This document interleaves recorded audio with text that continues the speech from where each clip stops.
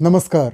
प्राचीन भारतीय वैदिक ज्योतिष विज्ञान संस्थान की ओर से मैं डॉक्टर रविशंकर रवि दुनिया भर में फैले हुए आप सभी कर्क राशि कैंसर साइन वाले करोड़ों जातक जातिकाओं स्त्री पुरुषों का हार्दिक अभिनंदन करता हूं हमारे YouTube channel doctor Ravi online astrology classes में। दोस्तों, नया साल 2025 बस आने ही वाला है। इस नए साल 2025 में आप सभी कैंसेरियंस के मन में ये जिज्ञासा अवश्य उठी होगी कि ये नया साल आपके लिए कैसा जाएगा, ये आप पहले से जान लें। साल के कौन से महीने आपके लिए अच्छे होंगे, कौन से महीने खराब होंगे, किन महीनों में आपको विशेष सावधानियां रखनी और किन महीनों में आपको सर्वाधिक लाभ मिलने वाला है। यदि आपके मन में ऐसे कई सारे प्रश्न उठ रहे हैं तो आपके इन्हीं प्रश्नों का उत्तर लेकर के मैं हाजिर हुआ हूं आज के वीडियो में।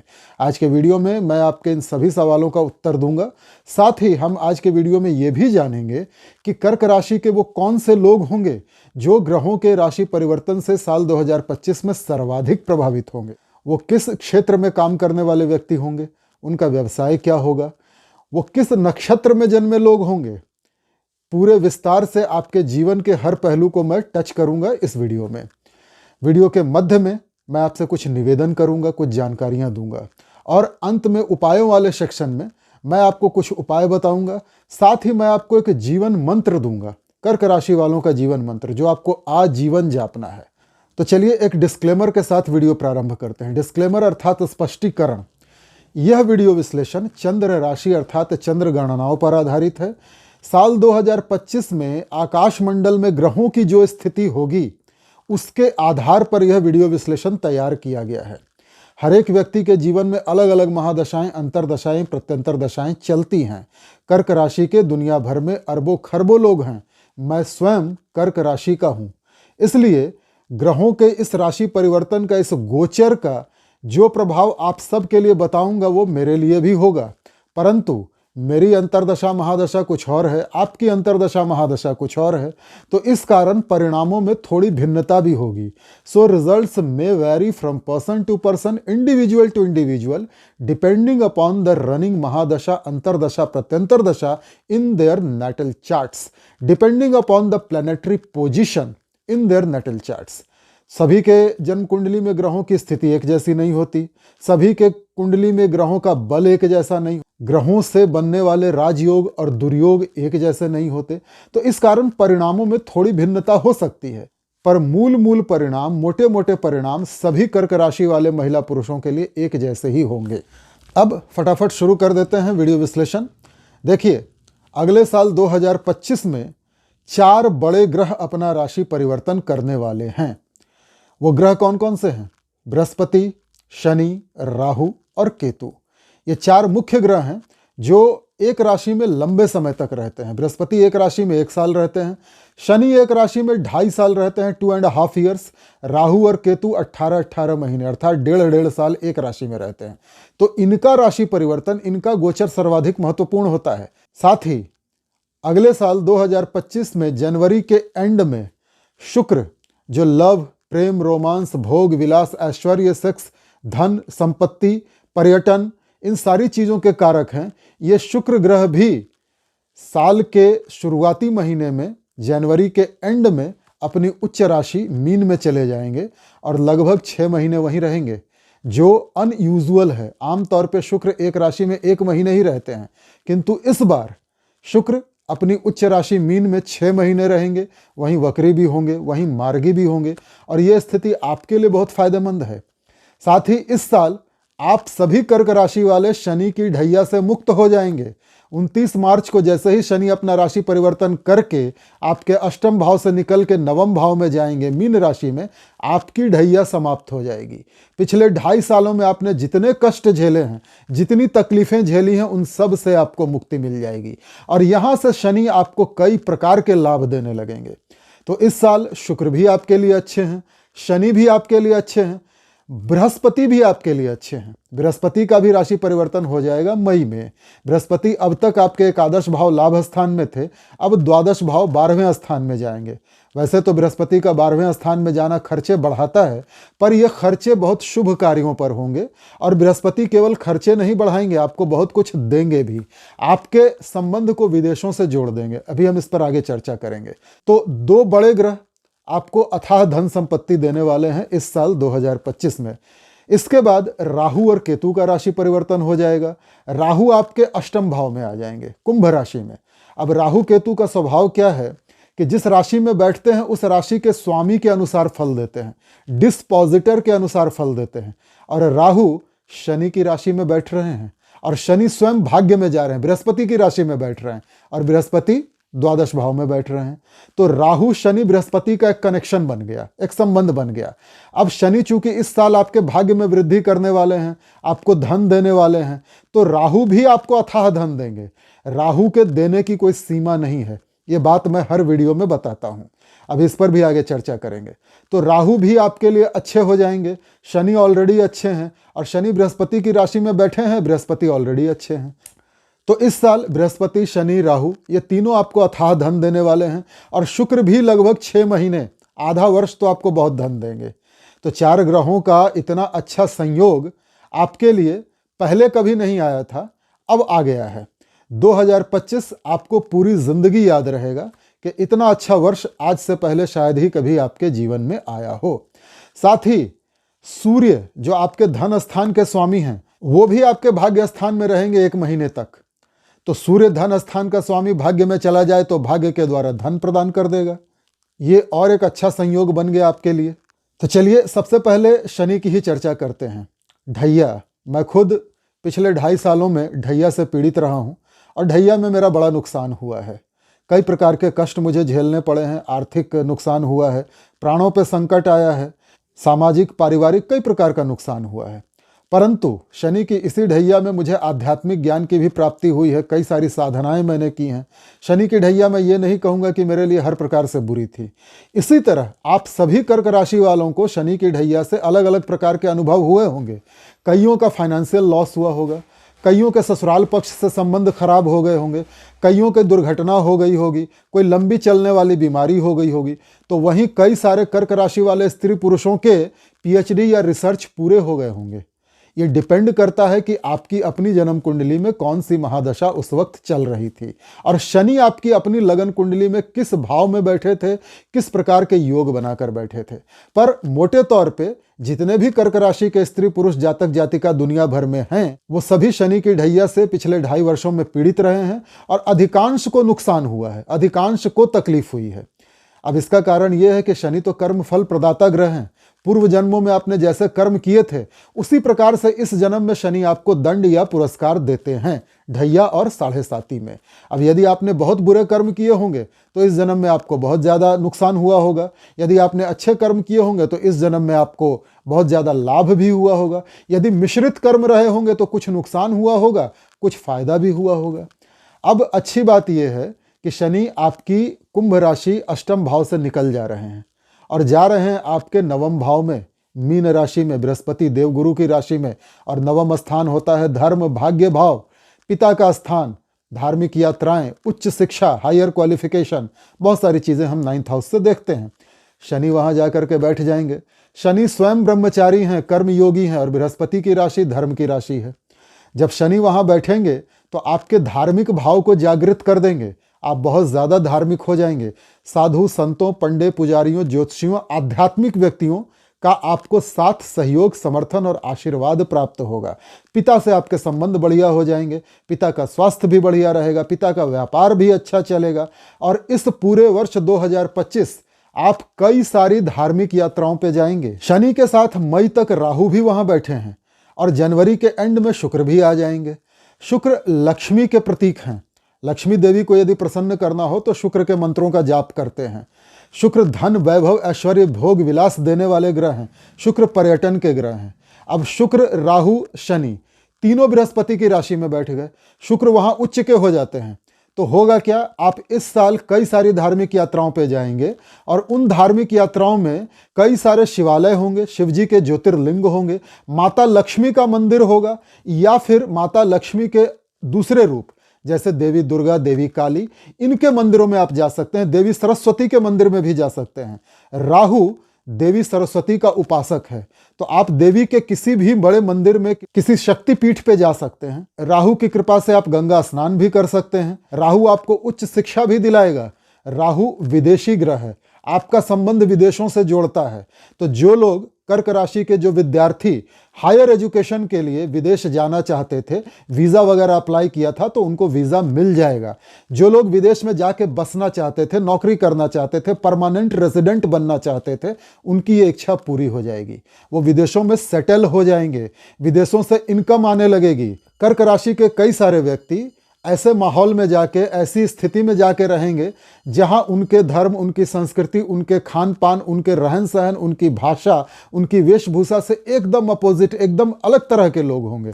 और ऐसी संस्कृति में ऐसे लोगों के बीच वो घुल मिल जाएंगे, बस जाएंगे। शनि की तृतीय दृष्टि जा रही है आपके एकादश भाव, 11th हाउस, कमाई का घर, इच्छा पूर्ति का घर, लाभ का घर, बड़े भाई बहनों का घर, सोशल नेटवर्क का घर, जो आपने अपनी मित्र मंडली स्वयं तैयार की है उसका घर। अब शनि वहां पे अपनी दृष्टि डालेंगे तो क्या होगा, आपकी आमदनी को बढ़ाएंगे, क्योंकि वहां मित्र की राशि है, वृष राशि है, और शुक्र खुद शनि के साथ बैठे हैं, मित्र के साथ बैठे हैं और मित्र की राशि पर दृष्टि भी डाल रहे हैं शनि। तो अथाह इनकम आपको देंगे। पर शनि का स्वभाव है धीरे धीरे देना और मेहनत के बाद देना। शनि परिश्रमी बनाते हैं, पुरुषार्थी बनाते हैं। तो आप मेहनत जितनी करेंगे उतना आपको धन मिलेगा। अर्थात इस पूरे वर्ष 2025 आपको आलस्य नहीं दिखाना है, किसी भी चीज को कल पे नहीं टालना है कि आज की जगह कल कर लेंगे, ऐसा नहीं। आज करेंगे, अभी करेंगे तो शनि धन देंगे आपको। महिलाओं के द्वारा धन की प्राप्ति होगी। यदि आपकी मित्र मंडली में कोई ऐसी महिला है जिसको आप बड़ी बहन मानते हो या बड़ी बहन जैसा समझते हो या आपसे आयु में बड़ी हो, उस महिला के द्वारा आपको बहुत धन की प्राप्ति होने वाली है, आपकी इच्छाओं की पूर्ति होने वाली है। शनि की सप्तम दृष्टि जाएगी आपकी राशि कुंडली के तृतीय भाव पे, 3rd हाउस पे। 3rd हाउस होता है छोटे भाई बहनों का। छोटे भाई बहनों के द्वारा भी आपको बहुत सारे लाभ मिलने वाले हैं। छोटी दूरी की यात्राएं सफल होंगी। पड़ोसियों से संबंध अच्छे हो जाएंगे। पड़ोस में यदि कोई ऐसी औरत, ऐसी लड़की है जिसको आप छोटी बहन मानते हो, तो उसके द्वारा भी आपको लाभ मिलने वाला है, उसके जरिए भी कमाई होने वाली है। आपका एक्सप्रेशन बहुत बढ़िया हो जाएगा। आप अपनी बातों को बहुत अच्छे तरीके से सामने वाले को समझा पाएंगे। यदि आप शिल्पकार हैं, मूर्तिकार हैं, कुंभकार हैं, चित्रकार हैं, आप हाथों से जुड़ा कोई काम करते हैं, बॉडी बिल्डर हैं, तो ये समय आपके लिए बहुत अच्छा है। आपको कई प्रकार के लाभ मिलने वाले हैं। आपके पड़ोसियों से संबंध बढ़िया रहेंगे जब तक शनि की दृष्टि तृतीय भाव पे रहेगी, क्योंकि तृतीय भाव, तीसरा भाव, छठा भाव और एकादश भाव ये तीनों त्रिषडाय में आते हैं। और त्रिषडाय में कोई उष्ण ग्रह, गर्म ग्रह यदि बैठ जाए या फिर दृष्टि डाल दे तो उसके परिणाम बहुत अच्छे होते हैं। ये मैं पहले भी कई बार बता चुका हूं। तो इस पूरे साल 2025 आप बहुत पुरुषार्थी होंगे, बहुत ज़्यादा मेहनत करेंगे, बहुत ज़्यादा कर्मठ होंगे, बहुत ज़्यादा साहसी होंगे। अब शनि की दशम दृष्टि जाएगी आपकी राशि कुंडली के छठे भाव पे। रोग, ऋण, शत्रु, कंपटीशन, डिबेट्स, केस, मुकदमे, इन सारी चीज़ों का स्थान है। और वहाँ पे शनि की दृष्टि आपको अच्छा परिणाम देगी। पहले से चली आ रही कोई बीमारी थी तो उसका नाश हो जाएगा। शनि आपको रोग मुक्त करेंगे, कर्ज मुक्त करेंगे, शत्रुता मुक्त करेंगे, अर्थात आप अपने शत्रुओं का विनाश करने में समर्थ होंगे। किंतु शनि के अपने कुछ रोग होते हैं, जैसे गैस की प्रॉब्लम, ये आपको हो सकती है, पेट में गैस ज़्यादा बने। हो सकता है शनि आपको कमर वगैरह में थोड़े दर्द दे दे या पैरों में थोड़ा दर्द दे दे, परंतु ये सारे रोग इलाज करवा के ठीक हो जाएंगे। अर्थात शनि आपको रोग मुक्त कर देंगे। शनि एक अच्छे जज हैं। तो यदि आप वकील हैं, जज हैं या कोर्ट कचहरी से जुड़ा हुआ कोई काम करते हैं तो आपके लिए समय बहुत अच्छा है। शनि आपको बहुत लाभ देंगे। यदि कोई केस मुकदमा चल रहा है आपके ऊपर तो उसका फैसला आपके पक्ष में आ जाएगा, क्योंकि शनि न्याय के देवता हैं। यदि आप सत्य और धर्म के मार्ग पर हैं, न्याय के मार्ग पर हैं, तो विश्वास रखिए कि शनि आपको लाभ देंगे। मुकदमे का फैसला आपके पक्ष में होगा। शनि एक साथ तीनों त्रिषडायों को, तृतीय भाव, षष्ठम भाव और एकादश भाव को जागृत कर रहे हैं। अब तृतीय भाव होता है काम त्रिकोण, छठा भाव होता है अर्थ त्रिकोण और एकादश भाव पुनः होता है काम त्रिकोण। काम का अर्थ कामना, इच्छाएं।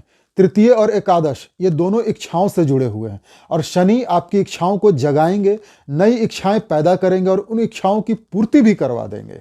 अर्थ की भी पूर्ति करवाएंगे, अर्थात धन देंगे। शनि जब धन देते हैं तो थोड़ा स्लो देते हैं, मेहनत करने के बाद देते हैं, लेकिन अस्थायी धन देते हैं। अब आइए जानते हैं वो कौन से लोग होंगे जो शनि के इस राशि परिवर्तन से सर्वाधिक लाभ में रहने वाले हैं। सबसे ज़्यादा फायदा किनको होगा?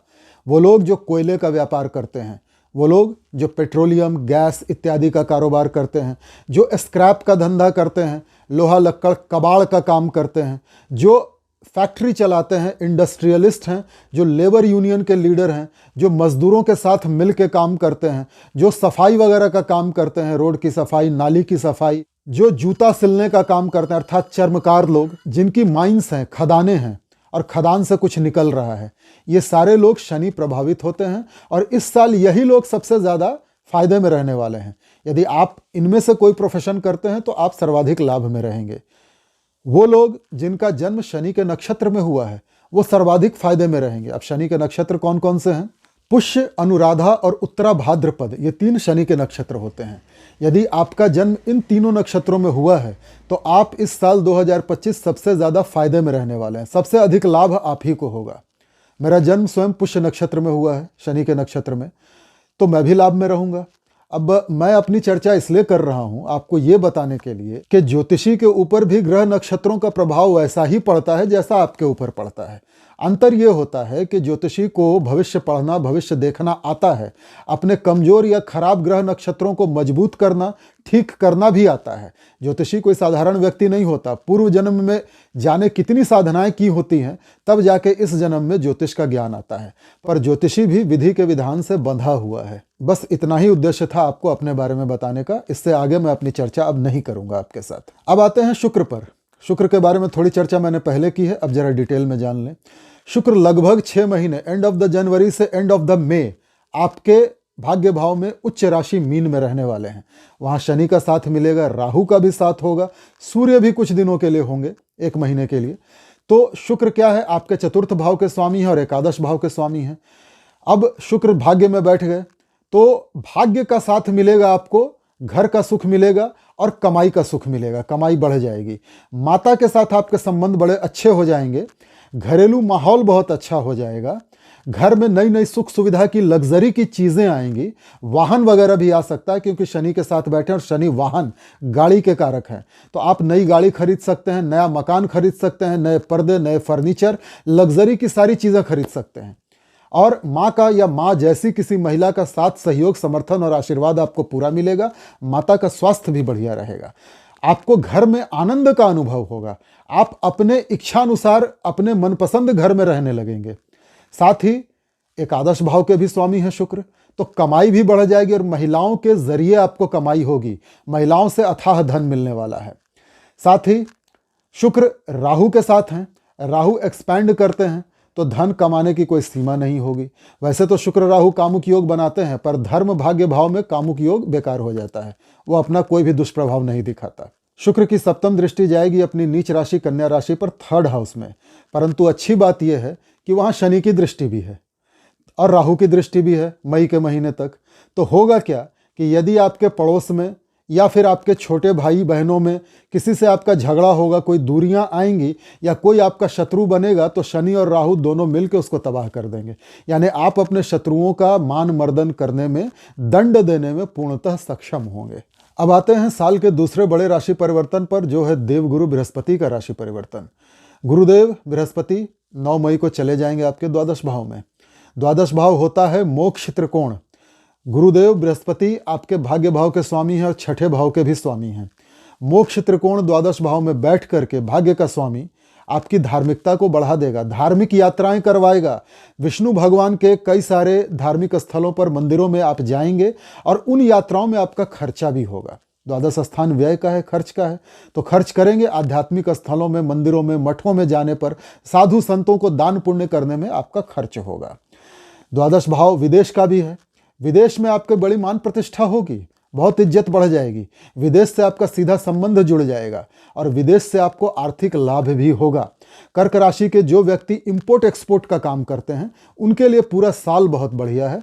उनका लाभ बढ़ जाएगा, बिजनेस बढ़ जाएगा, विदेशों के संपर्क बढ़ जाएंगे।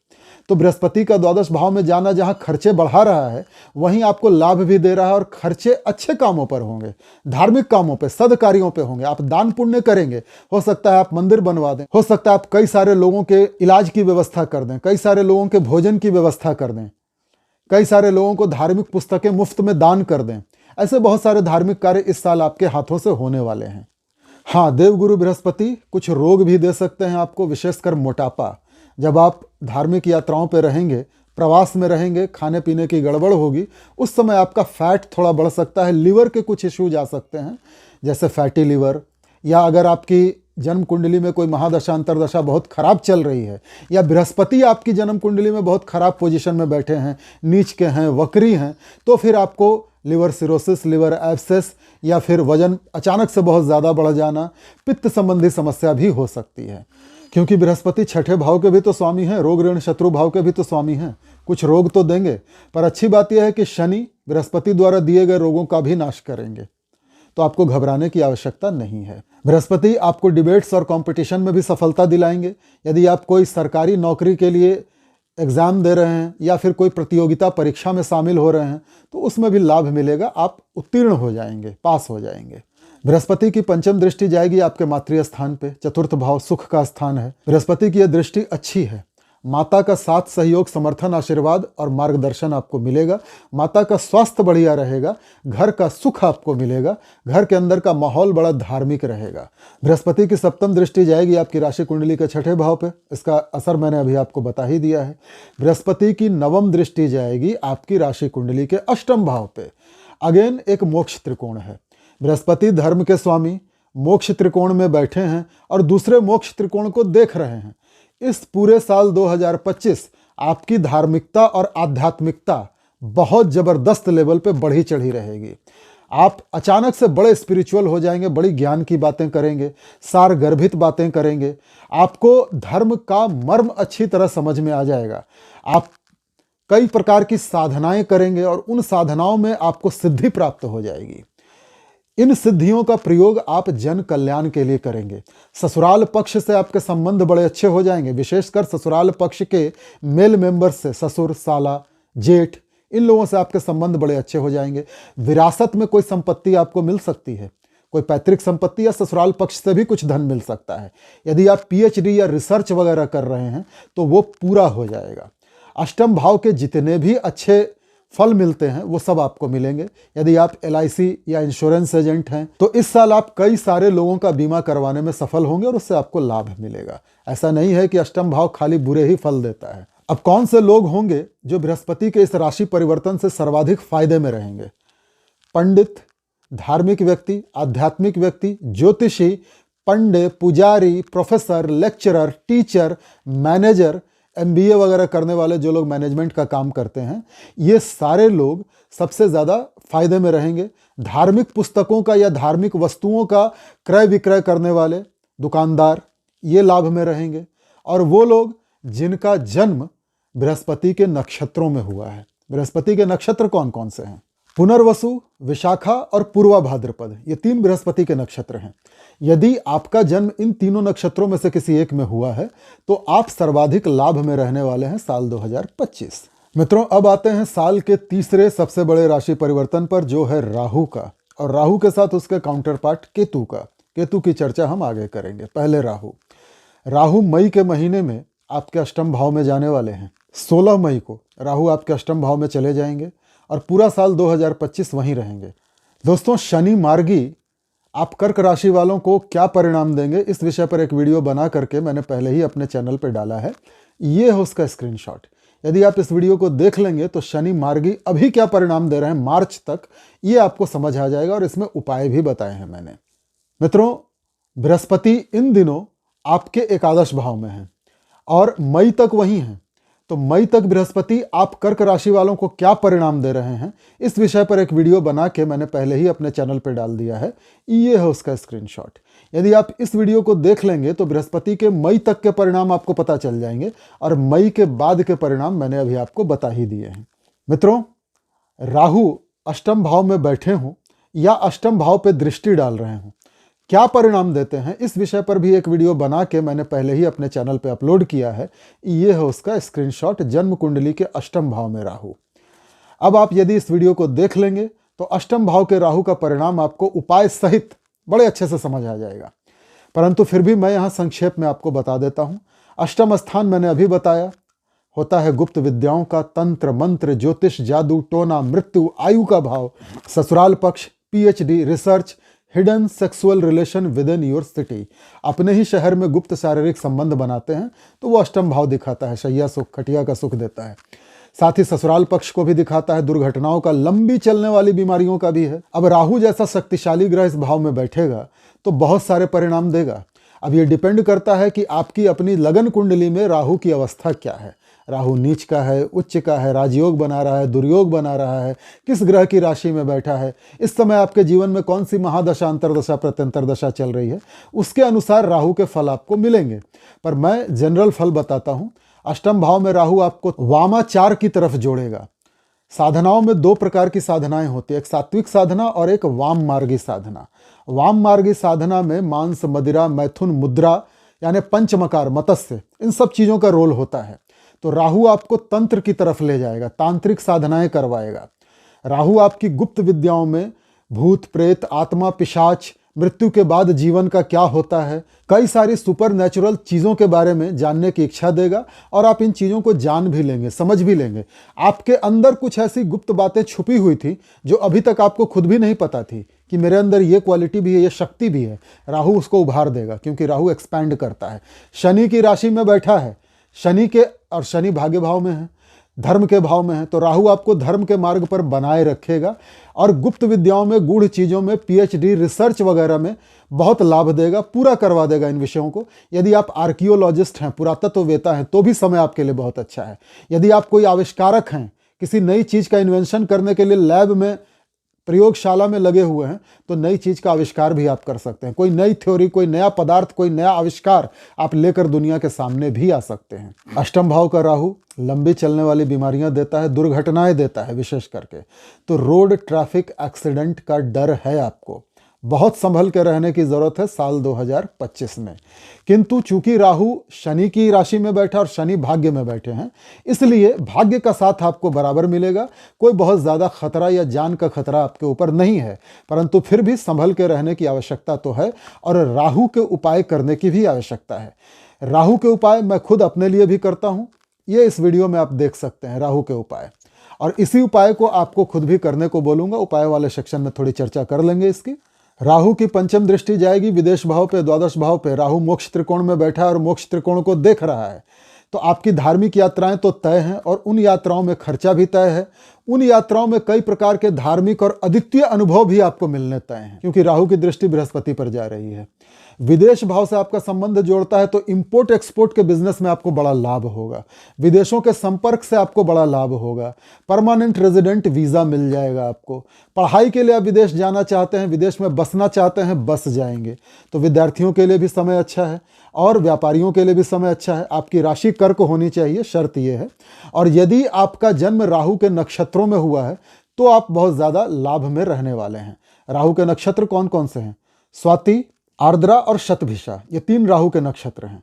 यदि आपका जन्म इन नक्षत्रों में हुआ है तो राहु के बढ़िया लाभ आपको मिलेंगे पूरे साल 2025। राहु की सप्तम दृष्टि जाएगी आपके वाणी स्थान, धन स्थान पे, सेकंड हाउस पे। सेकंड हाउस में वैसे तो राहु की दृष्टि जाना या राहु का बैठना कोई बहुत अच्छे परिणाम नहीं देता। मैंने इस विषय पर भी एक वीडियो बना करके अपने चैनल पे पहले ही अपलोड कर दिया है, ये है उसका स्क्रीनशॉट। जन्म कुंडली के द्वितीय भाव में राहु क्या दिखाता है। यदि आप इस वीडियो को देख लेंगे तो आपको सेकंड हाउस के राहु का इफेक्ट पता चल जाएगा। उसके उपाय भी मैंने इसमें बताए हैं। जन्म कुंडली के द्वादश भाव 12th हाउस में राहु बैठ करके क्या परिणाम देगा या दृष्टि डाल के क्या परिणाम देगा, इस पर भी मैंने एक वीडियो बना के हमारे चैनल पे अपलोड किया है। ये है उसका स्क्रीनशॉट। यदि आप इस वीडियो को देख लेंगे तो द्वादश के राहु का परिणाम आपको अच्छे से समझ में आ जाएगा। उपाय भी मैंने इसमें बताए हैं। अब मैं संक्षेप में आपको बताता हूं कि सेकंड हाउस पे जब राहु की दृष्टि जाएगी तो भोजन आप वैसा करेंगे जो आपने अभी तक नहीं खाया, अर्थात अभक्ष्य भोज करेंगे। कोई ऐसी चीज जो आप आमतौर पे नहीं खाते लेकिन राहु की इस दृष्टि के कारण खा लेंगे। जैसे आप शाकाहारी हैं, मांस मछली छूते भी नहीं, किंतु इस बार ऐसा होगा कि आप थोड़ा मांस थोड़ी मछली का भी सेवन कर सकते हैं। डिपेंड करता है राहु की क्या पोजीशन है आपकी जन्म कुंडली में। आपको फूड पॉइजनिंग का डर रहेगा, आपके ऊपर अभिचार कर्म हो सकता है, तांत्रिक क्रिया की जा सकती है, खाने में कुछ मिला के आपको दिया जा सकता है जिससे आपका मन उचट जाए। तांत्रिक क्रियाओं में, अभिचार कर्म में सम्मोहन, मारण, उच्चाटन, ये सारी चीजें आती हैं और इन सारी चीजों का जो प्रभाव होता है वो खाने में कुछ मिला के दिया जाए और व्यक्ति खा ले तब ज्यादा होता है। तो आपको कोई आपका शत्रु खाने में कुछ मिला के दे सकता है। इसलिए मेरी सलाह है कि अनजान लोगों से या जान पहचान के लोगों से भी कुछ खाने पीने की चीज़ ना लें। आपको दांतों और आंखों के रोग हो सकते हैं, टूथ का एक्सट्रैक्शन हो सकता है, या आंखों में कोई रोग हो सकता है, कोई सर्जरी हो सकती है, मसूड़े से खून आ सकता है, पायरिया हो सकता है, या फिर आपका RCT रूट कनाल ट्रीटमेंट भी हो सकता है डेंटिस्ट के द्वारा। द्वितीय स्थान में राहु की दृष्टि वाणी को आकर्षक बनाती है। राहु आकर्षण भी देते हैं। आपकी वाणी आकर्षक हो जाएगी और उस वाणी के द्वारा आप कई सारे लोगों का, अपने कुटुंबीजनों का मन मोह लेंगे। परंतु यही वाणी कई बार छेदने का भी काम करेगी, चुभने का भी काम करेगी, और कुटुंबीजन, परिवारजन कई बार आपसे नाराज भी हो जाएंगे। चूंकि इस साल बहुत सारे ग्रह आपको लाभ देने, धन देने के पोजीशन में हैं, इसलिए राहु की दृष्टि जो धन के घड़े में छेद का काम करती है, उसका असर इस बार बहुत ज्यादा नहीं होगा आपके ऊपर, धन जमा होगा। राहु की नवम दृष्टि जाएगी आपकी राशि कुंडली के चतुर्थ भाव पे, 4th हाउस पे। अब राहु तो विच्छेदात्मक प्लैनेट है, सेपरेटिव प्लैनेट है, माता के तबीयत को खराब करेंगे और माता से आपकी दूरियां लाएंगे, घर का सुख नहीं मिलेगा आपको। किंतु चूंकि बृहस्पति की दृष्टि भी है 4th हाउस पे और पूरे साल रहेगी मई के बाद, लगभग एक ही समय में बृहस्पति और राहु दोनों का राशि परिवर्तन होगा, तो होगा ये कि जो ग्रह आपकी जन्म कुंडली में ज्यादा मजबूत होगा, बृहस्पति और राहु में से जो ज्यादा पावरफुल होगा, उसके परिणाम आपको मिलेंगे। जो ग्रह ज्यादा अच्छी स्थिति में होगा आपकी लगन कुंडली में, उसके परिणाम मिलेंगे। पर आमतौर पे मोटा मोटे रिजल्ट ये होगा कि राहु की निगेटिव दृष्टि को बृहस्पति की पॉजिटिव दृष्टि न्यूट्रलाइज कर देगी, अर्थात आपका नुकसान कुछ नहीं होगा। मित्रों, अब आते हैं इसके काउंटर पार्ट केतु के ऊपर। केतु का राशि परिवर्तन राहु के साथ ही होगा। केतु 2nd हाउस में बैठेंगे। द्वितीय भाव में केतु बैठ जाए या केतु की दृष्टि पड़ जाए, क्या परिणाम देगी, इस विषय पर एक वीडियो मैंने पहले ही बना के अपने चैनल पे अपलोड किया है। ये है उसका स्क्रीनशॉट। यदि आप इस वीडियो को देख लेंगे तो केतु के परिणाम 2nd हाउस में आप बहुत अच्छी तरह समझ जाएंगे। उपाय भी मैंने बताए हैं, पर अभी मैं आपको संक्षेप में बता देता हूं कि 2nd हाउस में यदि केतु बैठा हो तो इस पूरे साल आपको धन से विरक्त करेगा, अर्थात आपको धन कमाने की चिंता नहीं होगी। आप मस्त मौला टाइप के आध्यात्मिक व्यक्ति हो जाएंगे, कई सारी सारगर्भित गूढ़ बातें करेंगे। उन बातों का प्रभाव आपके कुटुंबीजनों पर, परिवारजनों पर पड़ेगा। धन की चिंता नहीं होगी, पर धन आता जाएगा आपके पास। भोजन में बहुत सावधानी बरतने की आवश्यकता है, ये मैं फिर कह रहा हूं। फूड पॉइजनिंग होने के चांसेस हैं। दांतों और आंखों के रोग होंगे, केतु सर्जरी के कारक हैं, और कई बार ऐसी बीमारी देते हैं जो पकड़ में ही नहीं आती, जिसका डायग्नोसिस ही नहीं हो पाता। तो सावधान रहेंगे, डेंटिस्ट के और ऑप्थेल्मोलॉजिस्ट के संपर्क में बराबर रहेंगे। केतु की 5वीं दृष्टि आएगी आपके 6ठे भाव पे, रोग ऋण शत्रु के स्थान पे, बहुत अच्छा है। एक तो शनि की दृष्टि, ऊपर से केतु की दृष्टि और फिर बृहस्पति की दृष्टि। तो शनि केतु तो दुष्टों का, शत्रुओं का, कर्जों का विनाश करने में बहुत सक्षम है, किंतु केतु अपने कुछ रोग दे सकते हैं आपको, पेट के रोग खास करके, और पेट में कोई ऐसा रोग जो जल्दी पकड़ में ना आए, जिसका डायग्नोसिस सही नहीं हो। केतु सर्जरी के कारक हैं, तो पेट या इंटेस्टाइन की सर्जरी करवा सकते हैं, पर यह डिपेंड करेगा कि केतु की पोजीशन आपकी जन्म कुंडली में कैसी है, या आपकी महादशा, अंतरदशा, प्रत्यंतर दशा कैसी चल रही है। केतु सूर्य देव की राशि में बैठे हैं, तो केतु सूर्य के अनुसार भी परिणाम देंगे। साल के जिन महीनों में सूर्य अच्छी स्थिति में होंगे, उच्च के होंगे, उन दिनों केतु के परिणाम भी बहुत अच्छे मिलेंगे। और साल के जिन महीनों में सूर्य नीच के होंगे या थोड़ी कमजोर स्थिति में होंगे, तो केतु के परिणाम थोड़े खराब मिलेंगे। पर फिर भी केतु के परिणाम बहुत ज़्यादा खराब नहीं हैं। कर्ज से मुक्ति, शत्रुओं से मुक्ति, आध्यात्मिकता की वृद्धि और रोगों का भी नाश करेंगे केतु। केतु 6ठे भाव में बैठे हों या दृष्टि डाल रहे हों, क्या परिणाम होते हैं, इस विषय पर एक वीडियो मैंने पहले ही बना के हमारे चैनल पे अपलोड किया है। ये है उसका स्क्रीनशॉट। यदि आप इस वीडियो को देखेंगे तो 6ठे भाव के केतु के परिणाम आपको बहुत अच्छे से समझ में आ जाएंगे। उपाय भी मैंने बताए हैं। केतु की 7वीं दृष्टि जाएगी आपकी राशि कुंडली के 8वें भाव पे। 8वें भाव में केतु बैठा हो या केतु दृष्टि डाल रहा हो, क्या परिणाम देता है, इस विषय पर भी एक वीडियो बना के मैंने पहले ही अपने चैनल पे अपलोड किया है। ये है उसका स्क्रीनशॉट। यदि आप इस वीडियो को देखेंगे तो केतु के परिणामों को आप अच्छे से समझ जाएंगे। यहाँ मैं संक्षेप में बता देता हूँ। 8वां भाव मोक्ष त्रिकोण होता है। केतु आध्यात्मिकता के प्लैनेट हैं। केतु गूढ़ ज्ञान देते हैं, गुप्त ज्ञान देते हैं, बहुत सूक्ष्मता से ज्ञान देते हैं। केतु ज्योतिषी बनाते हैं, तांत्रिक बनाते हैं, आध्यात्मिक बनाते हैं। तो इस पूरे साल 2025 आपका रुझान ऑकल्ट साइंसेज में बहुत ज़्यादा होगा।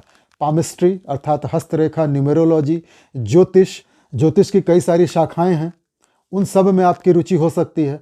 तंत्र मंत्र में आपकी रुचि हो सकती है। आध्यात्मिकता आपकी बढ़ जाएगी। साथ ही आपको जीवन और मृत्यु का पैरानॉर्मल एक्सपीरियंस होगा, अर्थात आपको कई बार ऐसे अनुभव होंगे कि मृत्यु के बाद आत्मा मेरे शरीर से निकल गई है और मैं अनंत आकाश में चला जा रहा हूँ, दिव्य रोशनी दिख रही है, मृत्यु के बाद जीवन का क्या होता है, स्वर्ग नरक क्या है, देवदूत यमदूत कैसे होते, सारी चीज़ों का आपको अनुभव होगा इस साल, विशेषकर तब जब आप साधना में बैठेंगे। क्योंकि ये पूरा साल 2025 आपको कई प्रकार की सिद्धियां मिलेंगी और सिद्धियां दिलवाने में राहु केतु दोनों का महत्वपूर्ण योगदान होगा। तो आपको साधना में बैठे बैठे ऐसे अतीन्द्रिय अनुभव हो जाएंगे, आपकी सिक्स्थ सेंस, छठी इंद्री जागृत हो जाएगी और आप वो भी देख सकेंगे जो दुनिया वाले नहीं देखते, आप वो भी सुन सकेंगे, समझ सकेंगे, जान सकेंगे जो आम आदमी अपनी खुली आंखों से नहीं देख सकता, अपने कानों से नहीं सुन सकता और अपने दिमाग से नहीं जान सकता। ये सारी चीज़ें super natural power, super natural things आपको बड़ी जल्दी समझ में आ जाएंगी पूरे साल 2025।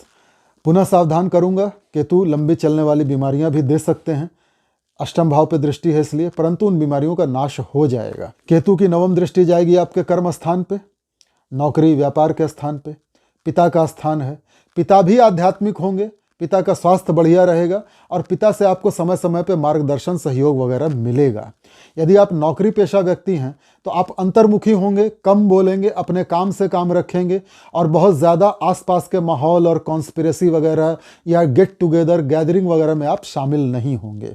थोड़ा विरक्त रहेंगे अपने सहकर्मियों से, अपने कार्यस्थल से, काम के माहौल से, पर आप अपना काम पूरी ईमानदारी से करेंगे, उसमें कोई कोताही नहीं होगी। व्यापारी हैं तब भी यही स्थिति होगी। व्यापार क्षेत्र में अन्य व्यापारियों से आप थोड़ा अलग थलग रहेंगे और अपने व्यापार को बढ़ाने के लिए प्रयासरत रहेंगे। केतु दशम भाव में बैठा हो या दशम भाव पे दृष्टि डाल रहा हो, क्या परिणाम देता है, इस विषय पर एक वीडियो बना के मैंने पहले ही अपने चैनल पे अपलोड किया है, ये हो उसका स्क्रीनशॉट। यदि आप इस वीडियो को देख लेंगे तो दशम भाव के केतु का परिणाम आपको उपाय सहित अच्छे से समझ आ जाएगा। दोस्तों, अब तक हमने 5 ग्रहों की चर्चा कर ली। अब आते हैं एक अन्य महत्वपूर्ण ग्रह पर, जो है मंगल। मंगल इन दिनों साल की शुरुआत में आपकी राशि पर विराजमान हैं और नीच के होके बैठे हैं, वक्री अवस्था में बैठे हैं। मंगल ही आपको प्रॉब्लम देने वाले हैं इस साल, तो थोड़ी बुरी बातें भी जान लेनी चाहिए। मंगल आपको हाई बीपी की समस्या देंगे, सिर में दर्द, सिर में चोट लगना, सिर से खून निकलना, दुर्घटना आदि करवाएंगे। एक तो नीच, ऊपर से वक्री और राशि पे बैठे हैं, तो आपको वाहन वगैरह चलाते समय बहुत ज़्यादा सावधानी रखने की आवश्यकता है। सीट बेल्ट पहन के या हेलमेट लगा के ही वाहन चलाएं। मंगल आपके क्रोध और उत्तेजना को बढ़ाएंगे, गुस्से को बढ़ाएंगे। मंगल जनवरी के एंड तक आपकी राशि पर नीच के होके बैठे हैं। मंगल कर्म स्थान के भी स्वामी हैं और पंचम स्थान के भी स्वामी हैं। प्रेमी प्रेमिकाओं के लिए थोड़ा समय खराब होगा, उनके आपस में झगड़े होंगे, बात बात पे वाद विवाद होगा, थोड़ी दूरियां आएंगी। हो सकता है प्रेमी या प्रेमिका आपके साथ नीचता पे भी उतर आए। कर्म क्षेत्र में आपकी पोजीशन थोड़ी डाउन होगी, आपका ऑरा थोड़ा दबा रहेगा, आपके व्यापार में थोड़ा असर पड़ सकता है, आपके मान सम्मान में थोड़ी कमी हो सकती है। कर्म क्षेत्र में कई सारे लोगों से लड़ाई झगड़े भी हो सकते हैं आपके। ये सब मंगल नीच के परिणाम हैं। यदि आप नौकरी करते हैं तो अपने सहकर्मियों से, अपने बॉस के साथ भी आपके लड़ाई झगड़े होंगे, उठापटक होगी थोड़ी। कर्क राशि की जो महिलाएं गर्भवती हैं, प्रेग्नेंट हैं, उनका गर्भपात हो जाएगा, बच्चे का लॉस होगा इस पीरियड में, जनवरी के एंड तक, 24 जनवरी तक। कर्क राशि के व्यक्तियों के अपने बच्चों से संबंध खराब होंगे, झगड़े वगैरह होने लगेंगे। कर्क राशि के विद्यार्थियों के लिए पढ़ाई के लिए समय खराब है, अर्थात शिक्षा में मन नहीं लगेगा, शिक्षा में बाधा आएगी। किंतु ये सारी चीजें होंगी 24 जनवरी तक। और यदि आपकी अपनी जन्म कुंडली में मंगल बुरी पोजीशन में बैठे हैं, पहले ही नीच या वक्री के हैं, या मंगल की ही महादशा अंतरदशा चल रही है, तब ये परिणाम आपको ज़्यादा मिलेंगे। अन्यथा यदि आपकी जन्म कुंडली में कोई अच्छी महादशा चल रही है, मंगल अच्छी पोजीशन में, तो इन परिणामों में कमी आएगी, बहुत हद तक कमी आएगी। मंगल की सप्तम दृष्टि जाएगी आपकी राशि कुंडली के सप्तम भाव पे, जहां उच्च की राशि है मकर राशि, पति पत्नी का, जीवन साथी का, बिजनेस पार्टनर का स्थान है। पति पत्नी के आपसी रिश्तों में यहाँ कमी आएगी, क्योंकि चाहे मंगल की उच्च की दृष्टि हो, किंतु फिर भी हैं तो मंगल विघटनकारी, सेपरेटिव प्लैनेट, तो इसलिए पति पत्नी में फिजिकल रिलेशन नहीं बनेगा, शारीरिक दूरियां होंगी। साथ में यदि आप बिजनेस करते हैं तो बिजनेस पार्टनर के साथ भी आपकी दूरियां आएंगी, झगड़े होंगे। हाँ, इस अवधि में आपकी दोस्ती कई सारे उच्च लेवल की महिलाओं से हो सकती है। यदि आप महिला हैं तो उच्च कोटि के पुरुषों से हो सकती है, परंतु यह केवल मित्रता तक रहेगी, कोई शारीरिक संबंध नहीं बनेगा, क्योंकि मंगल शारीरिक संबंध बनने नहीं देंगे जब तक नीच और वक्री हैं। मंगल की अष्टम दृष्टि जाएगी आपकी राशि कुंडली के अष्टम भाव पे। अष्टम भाव की चर्चा मैंने पहले ही बहुत कर दी है। अब मंगल का परिणाम बता देता हूं। मंगल दुर्घटना करवाएंगे, रोड ट्रैफिक एक्सीडेंट, संभल के रहने की जरूरत है। साथ ही मंगल पाइल्स वगैरह का भी रोग दे सकते हैं। अष्टम स्थान आपके गुदा द्वार को दिखाता है, एनल रीजन, वहां से खून निकल सकता है। कोई ऐसी बीमारी हो सकती है जिसमें आपको खून निकल जाए। मंगल ससुराल पक्ष के जो मेल मेंबर्स हैं उनसे झगड़े करवाएंगे, ससुर, साला, जेठ इत्यादि से। विरासत में कुछ मिलने वाला था तो मंगल के नीचत्व के कारण आपको नहीं मिलेगा।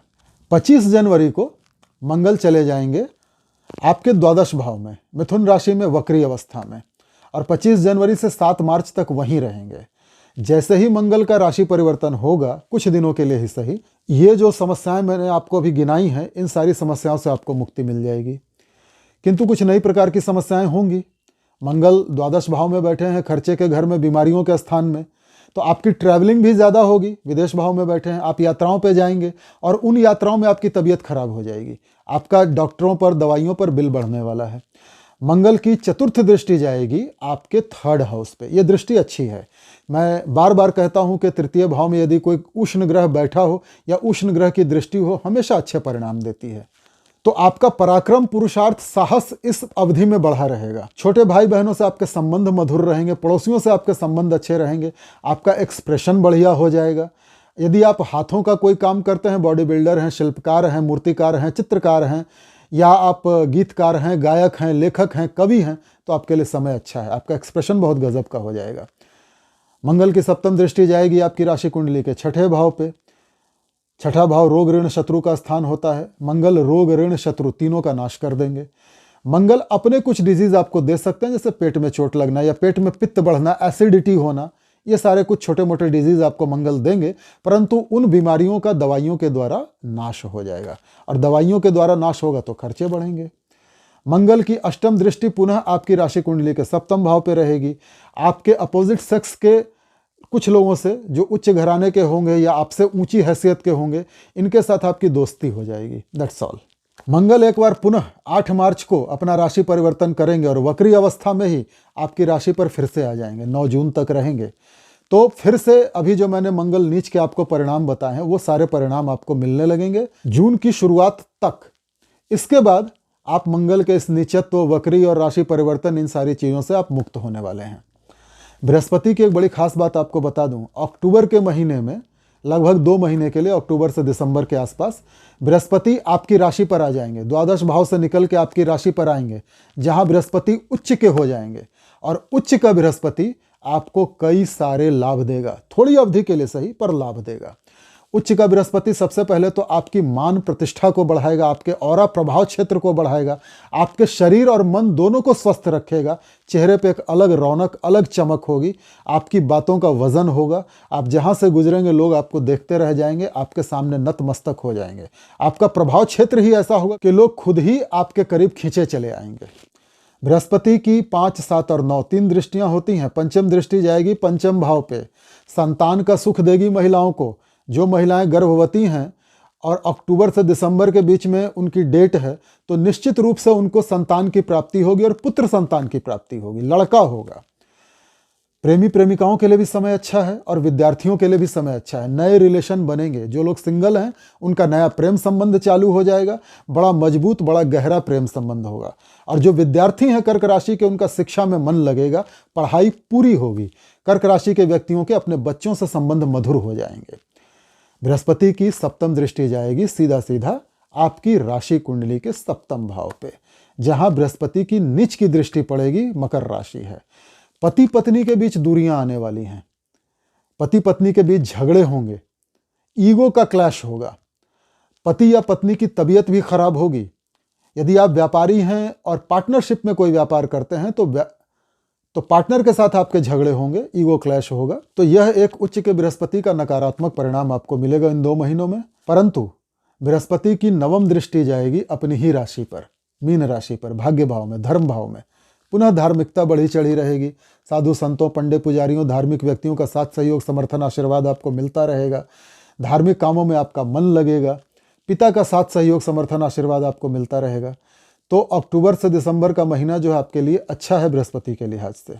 वो कौन कौन से लोग होंगे जो केतु के राशि परिवर्तन से सर्वाधिक प्रभावित होंगे। जो लोग मिनिएचर आर्टिस्ट हैं, जो लोग समाज सेवा का काम करते हैं, जो लोग किसी भी ऐसे काम को करते हैं जिसमें बारीकी या सूक्ष्मता की जरूरत पड़ती है, जो लोग आध्यात्मिक व्यक्ति हैं, जो अनुसंधान करता है, वो केतु के राशि परिवर्तन से सर्वाधिक प्रभावित होंगे। और केतु के नक्षत्र में जिनका जन्म हुआ है वो भी सर्वाधिक प्रभावित होंगे। केतु के नक्षत्र कौन कौन से हैं? अश्विनी, मघा और मूल। यदि आपका जन्म इन 3 नक्षत्रों में से किसी नक्षत्र में है तो आप सर्वाधिक प्रभावित होने वाले हैं केतु के राशि परिवर्तन से। मंगल के राशि परिवर्तन से कौन से लोग सबसे ज्यादा प्रभावित होंगे? वो लोग जो सेना में, पुलिस में या किसी भी सशस्त्र बल में हैं, जमीन जायदाद का काम करते हैं, बिल्डर हैं, कॉन्ट्रैक्टर हैं, डेवलपर हैं, प्रमोटर हैं, खेती करते हैं, किसान हैं, खिलाड़ी हैं, बॉडी बिल्डर्स हैं, फायर ब्रिगेड में काम करते हैं, फायर डिपार्टमेंट में, ये सारे लोग मंगल के राशि परिवर्तन से सबसे ज़्यादा प्रभावित होने वाले हैं। और जिन लोगों का जन्म मंगल के नक्षत्र में ही हुआ है वो भी सबसे ज़्यादा प्रभावित होंगे। मंगल के नक्षत्र कौन कौन से हैं? मृगशिरा, चित्रा और धनिष्ठा। यदि आपका जन्म इन तीनों में से किसी नक्षत्र में हुआ है तो मंगल के इस राशि परिवर्तन से आप सर्वाधिक प्रभावित होंगे। तो दोस्तों, यह था साल 2025 में सभी प्रमुख ग्रहों के राशि परिवर्तन अर्थात गोचर का कर्क राशि वालों पर प्रभाव। अब आगे बढ़ने से पहले मैं आपसे कुछ निवेदन करना चाहता हूं। यदि आपने अब तक हमारे चैनल को लाइक और सब्सक्राइब नहीं किया है तो कृपया अब कर लीजिए। यदि आपने अब तक बेल आइकॉन के बटन को टच नहीं किया है कृपया अब कर लीजिए। ऑल का ऑप्शन नहीं दबाया है कृपया आप दबा दीजिए। यदि आपने अब तक हमारे चैनल को अपने दोस्तों, पड़ोसियों, मित्रों, रिश्तेदारों इत्यादि के साथ शेयर नहीं किया है कृपया अब कर दीजिए। यदि आपने अब तक हमारे चैनल को अपने Facebook, Twitter, Instagram, Telegram, WhatsApp इत्यादि पर शेयर नहीं किया है तो कृपया अब कर दीजिए, ताकि अधिक से अधिक लोग इस वीडियो को देखें और लाभ उठाएं। मित्रों, हमारा प्राचीन भारतीय वैदिक ज्योतिष विज्ञान संस्थान ज्योतिष का कोर्स करवाता है। उसकी डिटेल अभी आपके स्क्रीन पे आ रही है। यदि आप ज्योतिष सीखना चाहते हैं, पराशरी वैदिक ज्योतिष, तो आप इस नंबर पे हमारे कार्यालय से संपर्क कीजिए। हमारा स्टाफ आपको सारी जानकारी, प्रक्रिया, फीस वगैरह बताएगा। आप हमसे ज्योतिष सीख सकते हैं। दोस्तों, हमारे प्राचीन भारतीय वैदिक ज्योतिष विज्ञान संस्थान में एक से एक विद्वान पुरोहित, पंडित उपलब्ध हैं। यदि आप नवग्रह शांति पूजा, पुत्रेष्टि यज्ञ, कोई अनुष्ठान, गंडमूल शांति पूजा, रुद्राभिषेक, मांगलिक शांति पूजा, महामृत्युंजय मंत्र का जाप इत्यादि करवाना चाहते हैं, भूत प्रेत बाधा निवारण करवाना चाहते हैं तो हमारे कार्यालय से संपर्क कर सकते हैं। हमारे यहाँ विद्वान पंडित उपलब्ध हैं, आपकी समस्याओं का निवारण करेंगे। कृपया इस नंबर पर संपर्क कीजिए। दोस्तों, अब आते हैं उपायों पर। वैसे तो उपाय हर व्यक्ति के लिए अलग अलग होते हैं, उसकी जन्म कुंडली के अनुसार, उसकी ग्रह स्थिति के अनुसार, परंतु यहाँ मैं कुछ जनरल उपाय जो सबके लिए लागू होंगे वो अवश्य बताऊंगा। सबसे पहले मंगल के ही उपायों पर चर्चा कर लेते हैं। हनुमान जी, बजरंगबली की पूजा कीजिए। मंगलवार के दिन हनुमान चालीसा, बजरंग बाण, सुंदरकांड का पाठ कीजिए। लाल सिंदूर मंगलवार को हनुमान जी के चरणों में चढ़ा के उनके अंगूठे से सिंदूर उठा के उसका तिलक लगाइए, बहुत कल्याण होगा। स्कंद की पूजा कर सकते हैं। स्कंद अर्थात भगवान कार्तिकेय, जिनको साउथ इंडिया में मुरुगन कहा जाता है, उनकी पूजा कर सकते हैं। ओम अंग अंगारकाय नमः मंत्र की 1 माला प्रतिदिन जाप किया कीजिए। रक्तदान कीजिए। लाल गुड़, चने, मसूर की दाल, लाल वस्त्र, धोती, गमछा इत्यादि का दान कीजिए। मंगल आपके काबू में रहेंगे। ईंटों का दान कीजिए। किसी का घर बन रहा हो तो ईंट दान कर दीजिए। लाल मिर्च, टमाटर का दान कीजिए। मंगल काबू में रहेंगे। राहु, केतु और शनि, इन तीनों के कुछ कॉमन उपाय होते हैं। काले कुत्ते को या 2 रंगे कुत्ते को, चितकबरे कुत्ते को रोटी खिलाना, बिस्किट खिलाना, ये राहु, केतु, शनि तीनों के लिए काम करता है। राहु के उपाय अलग से बताता हूं आपको। देवी सरस्वती की आराधना कीजिए।